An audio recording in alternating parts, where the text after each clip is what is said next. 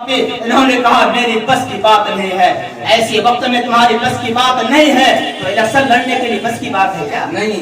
आओ मैदान में, पता चलेगा। और आज हर जगह पिटे जा रहे हैं। पता चलता है कि नीतीश कुमार का एमएलए बनने जा रहा है, क्या ये बीजेपी का आदमी है, उसकी मुकम्मल पिटाई हो। इसलिए डर से भी नहीं बोलिएगा।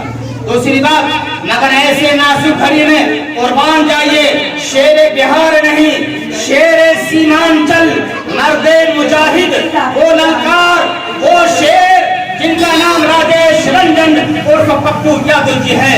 बसों के जरिए से, ट्रेनों के जरिए से, एरोप्लेन के जरिए से, अपनी प्राइवेट गाड़ियों के जरिए से तकरीबन लाखों और जो है कई लाखों बिहारियों को प्रदेश से लाने का काम किया। पप्पू यादव जी सरकार में नहीं है, पार्लियामेंट के मेंबर नहीं है, विधानसभा के मेंबर नहीं है, मगर इतने बड़े काम को अंजाम देते हुए आ रहे हैं। क्या सच है कि गलत है?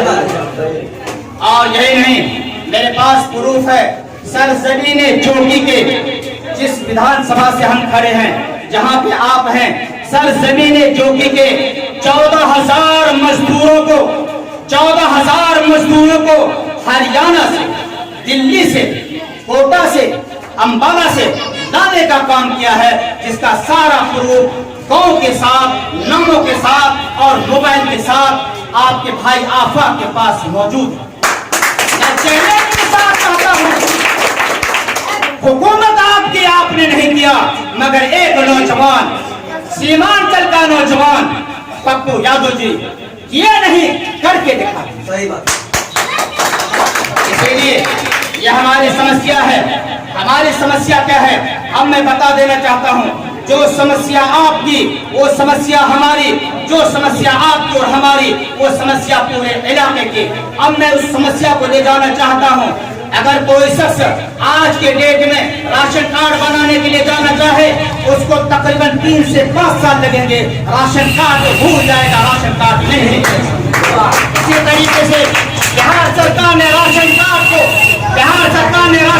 को देने का काम किया, ऐलान किया। सिर्फ क्यों डीलर भाइयों, हमारे इस लॉकडाउन में जो गरीब गुरबा है उनको भी तुम माल दे देना। माल कितना मिला यह तमाम को मालूम है। इसी तरीके से इसी तरीके से अगर आप एक निवासी बनाने के लिए चले जाइए, पलों का चक्कर काटते रहेंगे, कम से कम आपको 10 मरतबा जाना पड़ेगा, तब जाके आपको मिल सकता है या नहीं भी मिल सकता है। मगर आज के डेट में मैं किसान भाइयों की एक आवाज को मजबूती के साथ उठाना चाहता हूं। मैं तमाम किसान भाइयों से अपील करता हूं, इस आवाज में मेरा साथ लें। जमीन के रसीद कटाने के लिए हजारों किसान मजदूर परेशान होते हैं। आप जो कि आप ब्लॉक के इलाके में चक्कर काटते थक जाएंगे। प्रधानमंत्री से मुलाकात हो सकती है, वजीर आला से मुलाकात हो सकती है, फरिश्तों से मुलाकात हो सकती है, मगर आपके कर्मचारी से मुलाकात नहीं हो सकती। क्यों नहीं हो सकती है? एमएलए साहब, मुलाकात तो होनी चाहिए था। कर्मचारी किसके लिए बनाया है? जमींदारों के लिए।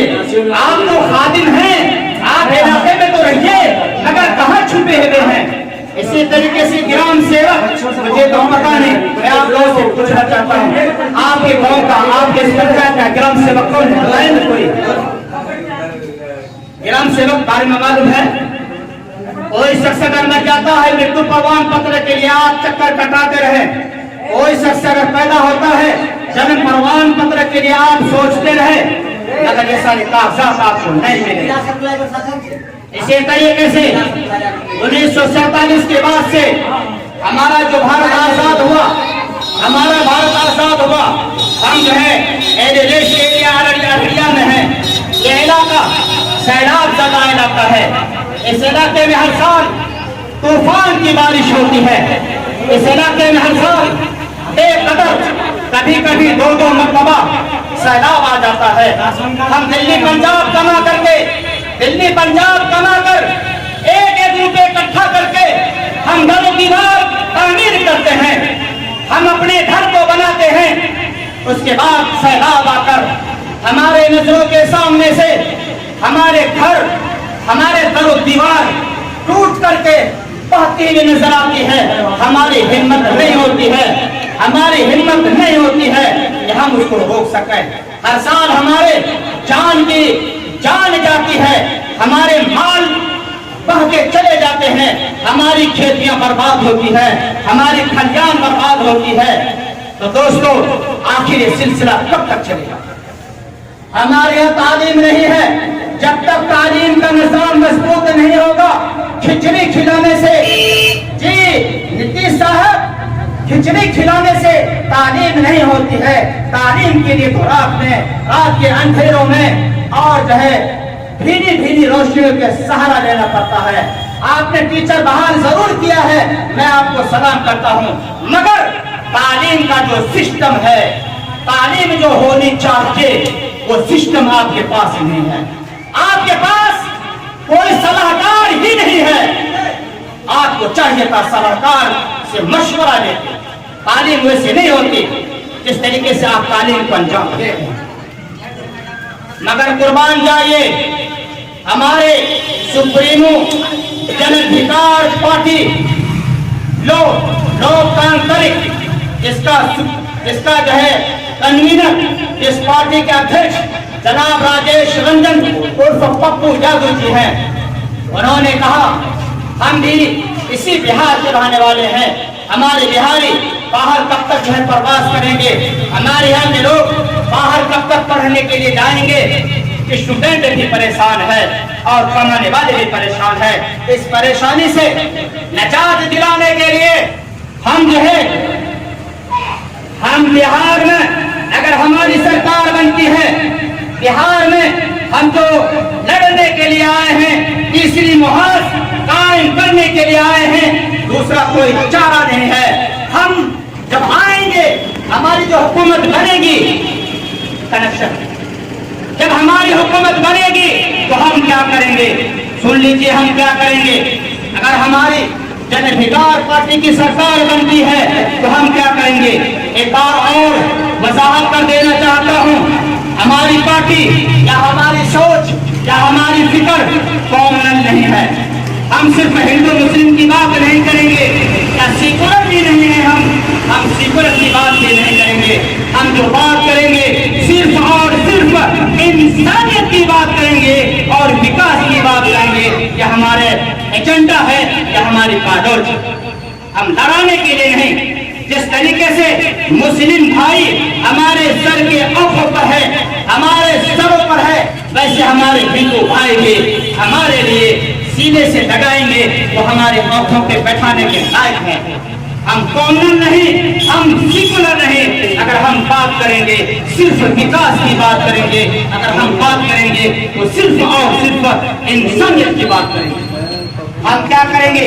अगर हमारी सरकार बन के आती है तो हम 3 साल में सैलाब से पूरे बिहार को मुक्त करेंगे। बजाइए ताली जोर से। 3 साल में वो कैसे होगा?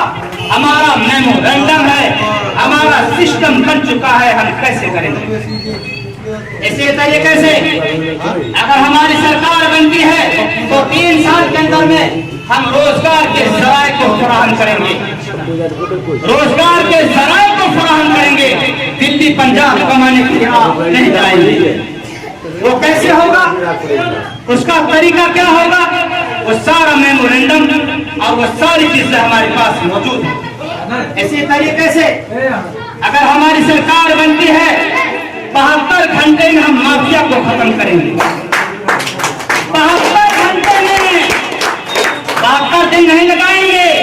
पूरे बिहार में अगर हमारे जनाधिकार पार्टी की सरकार आती है, बरसरे इख्तियार आती है, तो 72 घंटे में माफिया।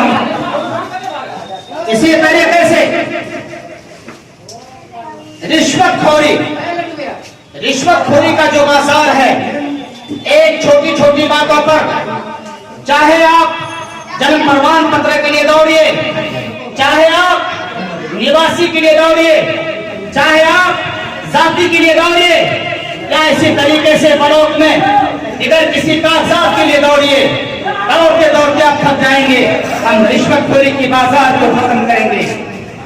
इसी तरीके से हर महीने में आपके पंचायत के अंदर राशन कार्ड का मामला, इसी तरीके से मृत्यु प्रमाण पत्र, जन्म प्रमाण पत्र, जमींदार के कर्मचारी से राब्ता यानी रब्त जब्त, और इसी तरीके से आपके ग्राम सेवक आपके पंचायत में मौजूद रहेंगे। ये हमारा एजेंडा है। हम इसलिए लड़ना चाहते हैं। हमारी लड़ाई विकास की लड़ाई है, हमारी लड़ाई इलाके की तरक्की की लड़ाई है, हमारी लड़ाई बिहार को और राज्यों से खूबसूरत बनाने की लड़ाई है, हमारी लड़ाई बेरोजगार को खत्म करने की लड़ाई है, हमारी लड़ाई तालीम जो कमजोर हो चुकी है उसको मजबूत करने के, उसको सिस्टम में लाने की लड़ाई है, हमारी लड़ाई इंसानियत को बढ़ावा देने की लड़ाई है, और हमारी लड़ाई एक मजबूत लड़ाई है। यह हमारा एजेंडा में शामिल है।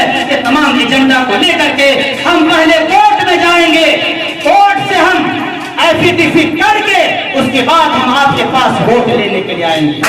इस माना कर आप साथ पे ना जाए, आप साथ पे ना जाए, आप विकास पे जाएं, आप जो है गलत फिक्रों में ना जाएं, आपकी सोच मजबूत होनी चाहिए।